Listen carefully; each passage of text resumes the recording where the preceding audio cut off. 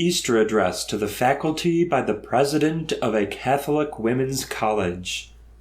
Setting: a college study somewhere in eastern Montana. The coffered gold leaf ceiling is 20 feet high and is supported by columns of jasper, onyx, and lapis lazuli.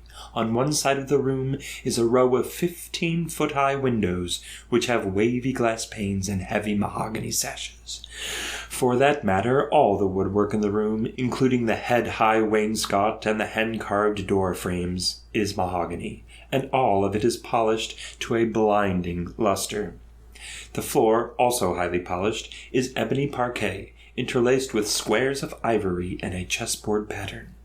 At one end of the room is a 3-level dais. The topmost level supports a green soapstone chair, which in turn supports the Mother General of the Order.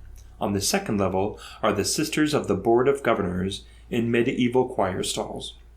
On the lower level is a carved lectern, and behind it stands the president, Sister Justinia, who is about to address the faculty, lay, and religious, who are seated before her in chairs which range in style from Louis XIV to General Grant.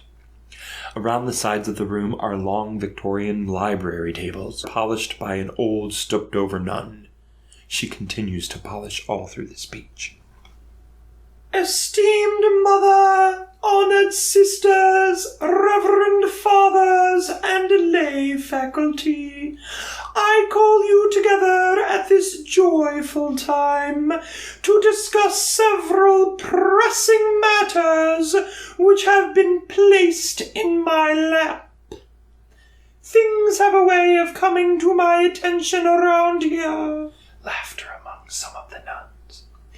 In the first place, it seems that some of you have objected to the fact that Sister Kuroda, the head of the chemistry department, has taken up the entire 3rd floor of the new science hall with her office, bakery, candy store, and private TV lounge. Some of you have even tried to persuade Sister Sister Huena, to make Sister Kuroda return the 3 tape recorders and 2 projectors she has out. With cold fury. It may interest you to know that she is using this equipment to record TV shows for use in homes for the mentally retarded. It may also interest you to know that Sister Kuroda's 50 years of service here have given her the ius prime usufructus on all college equipment. Secondly, I wish to announce that we are having, chest supports and pantallettas painted on the 2 cubist nudes in the art gallery. That is, as soon as we find out what goes where. She laughs. I have never seemed prudish to myself, but I think those paintings do not correspond to Sister Mavra's definition of Christian art as created by a Christian artist while he is in a state of grace. And while we are on the art department, I might say that I was shocked when I wandered into Mr. Sagow's drawing class and found a live female model clad only in a transparent raincoat. Black rubber macintoshes will be used after this. Professor Iger of the psychology department raises his hand, but she ignores him. Another thing has been bothering me lately. I have heard the usual neurotic complainers whining because I keep the light bulbs, school pencils, and the keys to the school car in my office. Well, if I were to hire someone to look after such things, it would lower the salaries of some people I know. A few of you have taught classes in the dark just to be funny, but I am afraid I don't see the joke. On a more pleasant subject, I might say that we have been loosening up the rules a bit around here, despite the determination of some of you to think of me as old Mossy Wimple.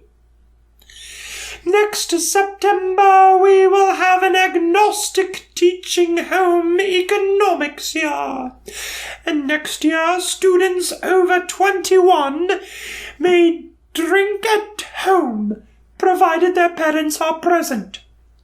Finally, for you impatient men, there is now a powder room for your use.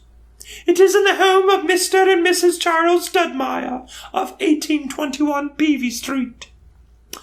And now a few brief announcements.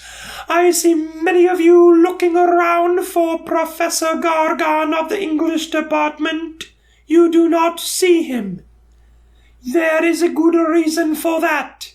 His tenure has been adjusted. A stir. But I wouldn't worry, since he can live off the royalties of his new novel. I believe it is called Twilight of the Gonads. I also want to tell you that next year's recipient of our Patriotism Award is Shanghai Shek. It is hoped that he will be able to make it here to receive the award in person. Last year, you will remember, Professor Reichsmotif, the discoverer of synthetic yaws, was kept at home by a nearly fatal illness.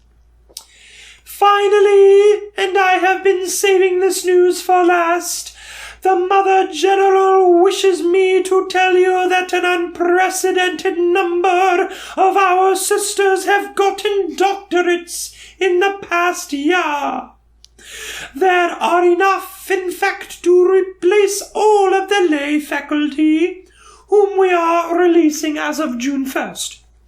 I'm sure you will all find positions equal to your worth, whatever they may be. God bless you all, and best wishes for a blissful and blessed Easter.